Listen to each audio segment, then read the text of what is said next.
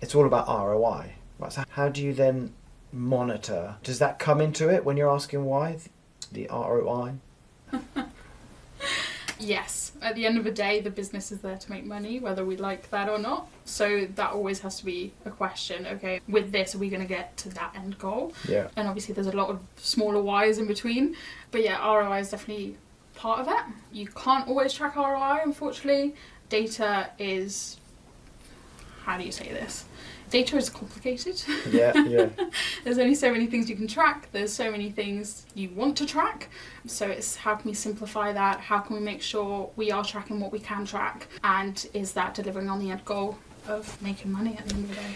And it's hard, isn't it, with data, because also it's complicated and there's also hundreds of different ways you can look at it. Yeah. And you decide whether or not a 70% conversion rate is good or bad. You make that decision, don't you? Or someone else makes the decision.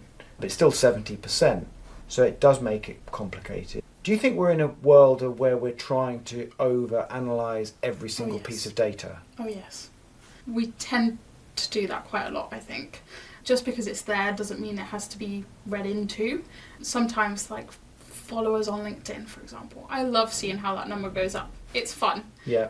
But it doesn't really mean much, because then I look at the followers and I go, okay, how many of these followers are actually valuable to the business? How many of these followers are actually going to make us money?